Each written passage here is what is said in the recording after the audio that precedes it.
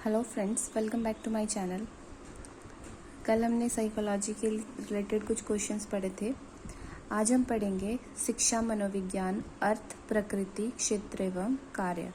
तो आज हम इसके अर्थ और प्रकृति के दो टॉपिक्स ही पढ़ेंगे और थोड़ा सा स्कोप्स का। ठीक है, कार्य हम इसके कल करेंगे। So let's get started. सबसे पहले हम पढ़ेंगे कि जो शिक्षा मनोविज्ञान है वो होता क्या है। तो शिक्षा मनोविज्ञान क्या होता है? शिक्षा मनोविज्ञान की वह शाखा है जिसमें मनोविज्ञान विषय के नियम, सिद्धांत एवं क्रियाविधि आदि को शिक्षा के क्षेत्र में काम में लाने का प्रयत्न किया जाता है। ठीक है, जैसे साइकोलॉजी हमने पीछे पढ़ा कि साइकोलॉजी क्या होता है? व्यवहार का ज्ञान। व्यवहार यानी किसी का बिहेवियर रीड आउट करना है और उससे हम उस आदमी को, इस व्यक्ति के बारे में जान सकते हैं। तो वैसे ही शिक्षा मनोविज्ञान होगा, उसमें क्या होगा? वो व्यक्ति विशेष कौन होगा? स्टूडेंट होगा, विद्यार्थी होगा, जिसके बारे में हमें जानना होगा। और दूसरी डेफिनेशन यहाँ पे समझ लेंगे हम। विद्यार्थी के व्यवहार का शैक्षिक वातावरण के संदर्भ में अध्ययन किया जाता है कि जो आपका एजुकेशनल एनवायरनमेंट है, आपके स्कूल का एनवायरनमेंट है, उसमें विद्यार्थी का व्यवहार कैसा है, उस संदर्भ में तो उसका अध्ययन किया जाता है एजुकेशनल साइकोलॉजी में।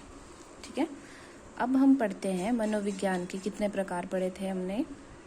सिद्धांतिक और व्यवहारिक। ठीक है, व्यवहारात्मक। तो जो व्यवहारिक मतलब कि जो अप्लाइड होता है, जिसको हम अपनी डे टू डे लाइफ में यूज करते हैं। और सिद्धांतिक का मीनिंग होता है प्योर। प्योर मीन्स कि जिसमें उसमें जो भी रूल्स दिए होते हैं, प्रिंसिपल्स दिए होते हैं, वो एज इट इज़ वर्क करते हैं, उनकी एप्लीकेशंस यूज नहीं की जाती हैं। ठीक है, जैसे हमने साइंस में पढ़ा होता है, न्यूटन्स के लॉ पढ़े हैं, तो उसमें जो न्यूटन्स का सेकंड लॉ है, उसमें जैसे आता है F = ma, यानी फोर्स = मास × एक्सेलरेशन। तो अगर हमें according to this pure concept, इसको हम प्योर साइकोलॉजी भी बोलते हैं, तो इसके अकॉर्डिंग अगर हमने ये समझना हो तो एग्जैक्ट यही चीज़ आएगा। लेकिन अगर हमने इसका अप्लाइड फॉर्म देखना है तो इसमें क्या होगा? जो फोर्स होगी वो किसी चीज़ की दी होगी, किसी की मास दिया होगा, और एक्सेलरेशन हम उसकी फाइंड आउट कर सकते हैं। तो वो होगा इसका अप्लाइड फॉर्म, यानी उसकी व्यवहारात्मक मनोविज्ञान में वो एग्जाम्पल आएगा। ठीक है, तो जो व्यवहारिक है उसके तो आगे कोई एग्जाम्पल्स डिवाइड नहीं किया गया है, लेकिन जो व्यवहारात्मक है उसको 4 टाइप्स में डिवाइड किया गया है।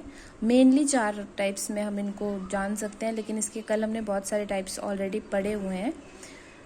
तो व्यवहारात्मक के ये टाइप्स हैं कुछ: औद्योगिक मनोविज्ञान, अपराध मनोविज्ञान, ठीक है, उपचारात्मक मनोविज्ञान, शिक्षा मनोविज्ञान, सैन्य मनोविज्ञान। कल हमने बहुत सारे एग्जाम्पल्स पढ़े थे। तो जो औद्योगिक होगा उसमें क्या होगा कि psychology applied for the field of industry, कि जो उद्योगों की क्षेत्र में जिस प्रकार के मनोविज्ञान का प्रयोग किया जाता है, वहाँ पे कार्य करने वाले लोगों के दिमाग में किस प्रकार के विचार आते हैं, ये सारा हम औद्योगिक में पढ़ेंगे। अपराध में आएगा जो क्रिमिनल साइकोलॉजी होती है, कि यानी जो भी हमारे पास क्रिमिनल होते हैं वो किन परिस्थितियों में क्राइम करते हैं। ठीक है, किन परिस्थितियों में वो क्राइम करते हैं या फिर वो करना चाहते हैं। कुछ लोग होते हैं वो अगर क्राइम नहीं भी करना चाहते फिर भी उनको करना पड़ता है। तो वो सारी चीज़ें हम किस में स्टडी करते हैं? क्रिमिनल साइकोलॉजी में या फिर क्राइम साइकोलॉजी में। Psychology applied to the field of crime. उपचारात्मक यानी क्लिनिकल साइकोलॉजी, ठीक है, जिसको हम मेडिसिन की फील्ड में यूज़ करते हैं। नेक्स्ट आता है शिक्षा, जो हम अभी पढ़ेंगे, जिसको हम एक एजुकेशनल साइकोलॉजी भी बोलते हैं, जिसको स्कूल के वातावरण में हम उसके संदर्भ में उसका अध्ययन किया जाता है। फिर आगे हम इसकी कुछ डेफिनेशंस पढ़ेंगे। शिक्षा मनोविज्ञान, मनोविज्ञान की वह शाखा है जो शिक्षण एवं सीखने से संबंधित है। किससे संबंधित है ये? शिक्षण एवं सीखने से। शिक्षण यानी टीचिंग एंड लर्निंग से संबंधित है। किसने कहा था? स्किनर ने कहा था ये 1958 में। ठीक है,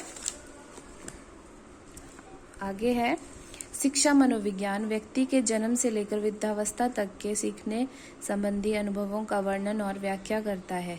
ये डेफिनेशन दी है हमारे पास क्रो एंड क्रो ने 1973 में, राइट।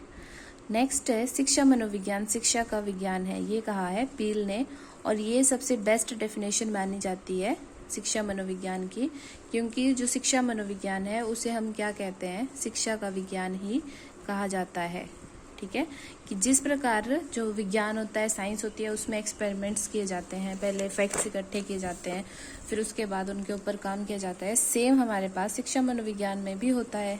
क्या होता है, जैसे कोई बच्चा है, उसके बारे में हमने कुछ स्टडी करनी है, अगर हमने उसका एजुकेशनल एकेडमिक्स ही देखना है कुछ, तो हम क्या करते हैं कि उसकी जो पीछे की रिपोर्ट्स होती हैं पिछली क्लासेस की, तो उनके आधार पे हम पता लगा लेते हैं कि बच्चा कैसा है। तो ये एक प्रकार का वैज्ञानिक अध्ययन ही होता है इसका। ठीक है, नेक्स्ट आता है प्रकृति, कि ये जो शिक्षा मनोविज्ञान है इसकी प्रकृति किस प्रकार की होती है। तो शिक्षा मनोविज्ञान की प्रकृति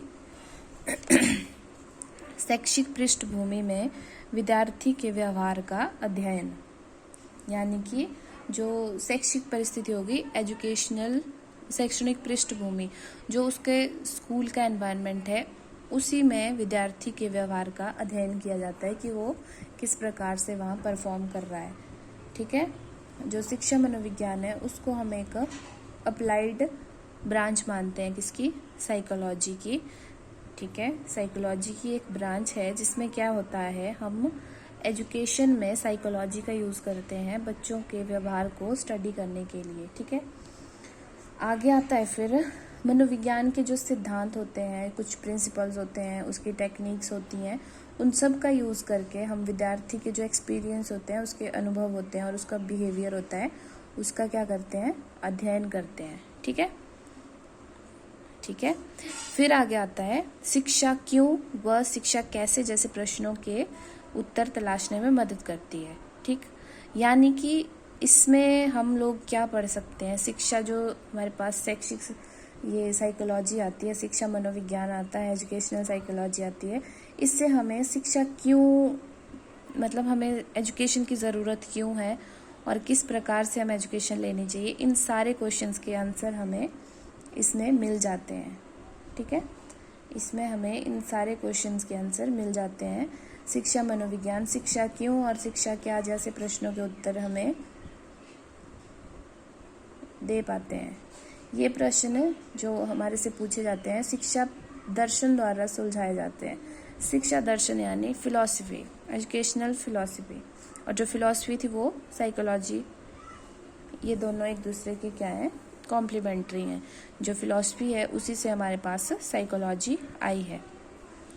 विद्यार्थियों को संतोषजनक ढंग से उचित शिक्षा देने के लिए उचित जानकारी, कौशल और तकनीकी परामर्श देने का प्रयत्न किया जाता है, कि जो स्टूडेंट्स हैं उनको संतोषजनक ढंग से उचित शिक्षा, कि जिस प्रकार की शिक्षा उनके लिए सही है, अच्छी है, और जो जिस शिक्षा को वो इजीली सीख पा रहे हैं उसका उचित शिक्षा देने के लिए, और जो शिक्षा उनकी उम्र के हिसाब से उनके लिए सही है, उचित जानकारी, कौशल और तकनीक, सारे कौशल और तकनीकों का प्रयोग करके, उचित जानकारियों का प्रयोग करके क्या किया जाता है, बच्चों को ये शिक्षा दी जाती है। ठीक है, आगे आता है कलात्मक विषय व वैज्ञानिक पद्धति, कि ये एक कलात्मक विषय, इसकी गिनती जो है ना एक कलात्मक विषय में की जाती है। कलात्मक यानी एक इंटरेस्टिंग विषय है ये, वो क्यों है, क्योंकि इसकी नेचर कैसी है, वैज्ञानिक नेचर है इसकी। और वैज्ञानिक नेचर, साइंटिफिक नेचर होने का फ़ायदा क्या होता है कि इसमें हर चीज़ फैक्ट बेस्ड होती है, प्रूव की जाती है, और कोई हाइपोथेसिस के बेस पे ये चीज़ें नहीं की जाती हैं। राइट, कि जैसे हम मान सकते हैं कि जो शिक्षा मनोविज्ञान की गिनती कलात्मक विषयों में की जाती है, और जो विज्ञान विषय में निर्णय करने के लिए जब हम कोई एक्सपेरिमेंट करते हैं साइंस में, उसमें अगर हम कोई भूल चूक नहीं करते हैं, जिस प्रकार से जैसे एक एक्सपेरिमेंट को हम कई बार करते हैं, कई बार उसको परफॉर्म करते हैं, फिर उसके बाद उसके एंड रिजल्ट तक पहुंचते हैं, सेम इसमें होता है। ठीक है, सेम इसमें होता है कि उसको पहले हम जांचेंगे, परखेंगे, उसकी उपयोगिता जानेंगे, फिर लास्ट जैसे में हम उसका कंक्लूजन निकालते हैं। नेक्स्ट पॉइंट है कि क्रमबद्ध व सुनियोजित तथ्यों द्वारा सत्य की खोज। सेम है कि वैज्ञानिक पद्धति है, इसकी प्रकृति है। तो इसमें क्या होगा कि पहले हम इंफॉर्मेशन या डेटा इकट्ठा करेंगे, फिर उसको अरेंज करेंगे, ठीक है, अकॉर्डिंग टू डेट्स अरेंज कर लीजिए, अकॉर्डिंग टू नीड अरेंज कर लीजिए।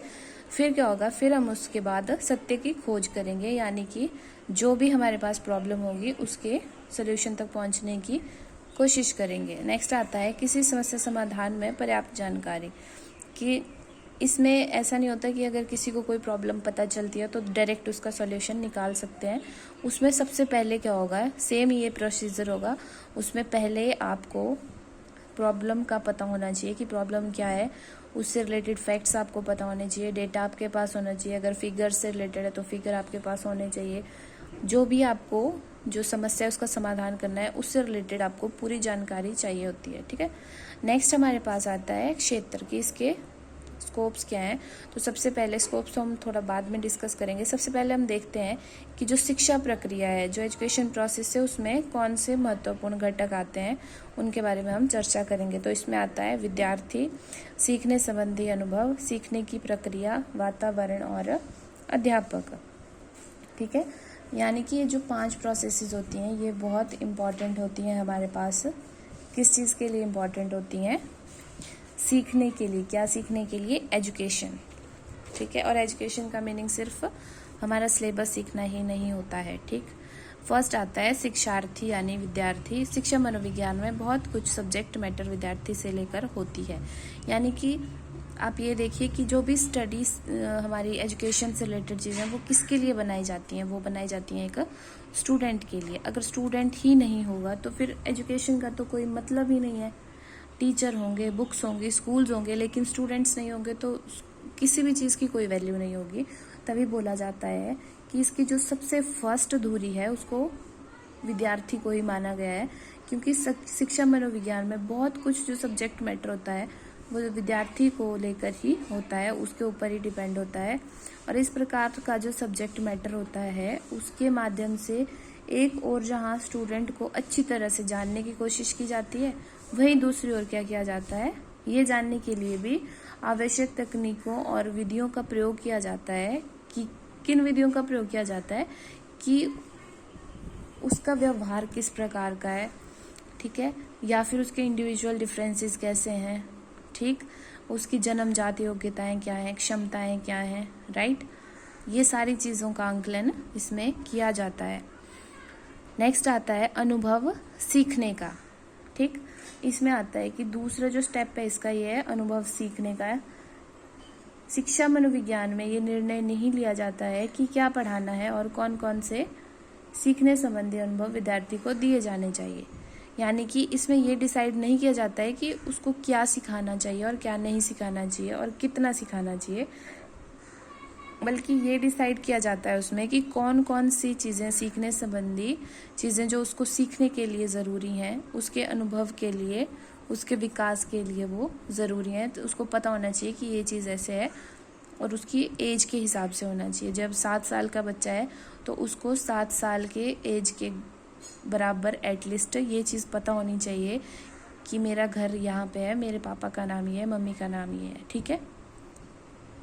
आगे आता है जिनको आसानी से सफलतापूर्वक ग्रहण कर सके। यही आता है वो कि उसको जितना उसको पता होना चाहिए उसके विकास के लिए, उसके एज के हिसाब से उतना उसको पता होना चाहिए। फिर सीखने की प्रोसेस आती है आगे। तो इसमें क्या होता है कि विद्यार्थी से परिचित होने और ये तय करने के बाद कि कौन सी चीज़ें उसको पता होनी चाहिए और कौन सी चीज़ें पता नहीं होनी चाहिए, इसके बाद आती है ये सीखने की प्रोसेस। और इसमें कुछ फैक्ट्स आते हैं हमारे पास, जिसमें से कुछ इंपॉर्टेंट फैक्ट्स हमने यहाँ पे लिखे हुए हैं। स्मृति एवं विस्मृति यानी रिमेम्बरिंग एंड फॉरगेटिंग, ठीक है। नेक्स्ट आता है प्रत्यक्षीकरण, परसेप्शन। फिर उसके बाद कॉन्सेप्ट फॉर्मेशन शुरू होती है, फिर थिंकिंग एंड रीजनिंग प्रोसेस, फिर प्रॉब्लम सॉल्विंग, और फिर उसके बाद ट्रांसफर ऑफ ट्रेनिंग, ठीक है। ये चीज़ें जो हैं ये तो कुछ पॉइंट्स ही लिखे हैं मैंने यहाँ पे, लेकिन ये प्रोसेस, हम सीखने की जो प्रोसेस है, लर्निंग प्रोसेस है, इसको हम आगे थोड़ा एक्सप्लेन करके पढ़ेंगे। अभी सिर्फ समझने के लिए थोड़ा शॉर्ट में लिखा गया है। आगे लिखते हैं हम वातावरण की। वातावरण का क्या और जो सिचुएशंस होती हैं सीखने के लिए वो कौन सी सिचुएशंस इम्पॉर्टेंट होती हैं। तो ये 4th नंबर का हमारे पास आता है, सीखने से संबंधित परिस्थितियाँ एवं वातावरण। इसमें क्या बताया गया है कि इस धुरी के इर्द गिर्द शिक्षा मनोविज्ञान में सीखने संबंधी परिस्थितियों और वातावरण को लेकर विषय सामग्री का ताना बाना बुना रहता है। यानी कि कुछ इस प्रकार से कुछ ऐसी चीज़ें इकट्ठा की जाती हैं, जैसे कि वातावरण में कक्षा का वातावरण, ये एक इम्पॉर्टेंट फैक्ट आ गया कि क्लास का एनवायरनमेंट कैसा है आपका, ठीक है।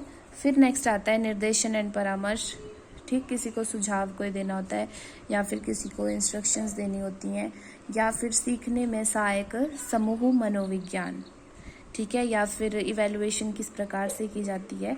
तो ये सारे पॉइंट्स जो हैं सीखने से संबंधित परिस्थितियों में और वातावरण में इन्वॉल्व किए जाते हैं। फिर लास्ट आता है हमारे पास अध्यापक, और जो अध्यापक है वो अंतिम धुरी माना गया है लर्निंग प्रोसेस का। और टीचिंग लर्निंग प्रोसेस में जैसे स्टूडेंट इम्पॉर्टेंट है वैसे ही उतना ही इम्पॉर्टेंट टीचर है। अगर स्टूडेंट प्रेजेंट होगा, बुक्स होंगी, स्कूल होंगे, क्लास होगी, हर चीज़ होगी, लेकिन पढ़ाने वाला नहीं होगा, टीचर नहीं होगा, अध्यापक नहीं होगा, तो इन सारी चीज़ों का कोई वैल्यू नहीं होता है, ठीक है। नेक्स्ट हमारे पास आता है कि टीचर की ज़रूरत क्यों पड़ती है पढ़ाने के लिए, ठीक है। तो जो बुक्स लिखी गई हैं उनको तो कोई भी पढ़ा सकता है, ज़रूरी नहीं है कि उसको टीचर ही होना पड़ेगा।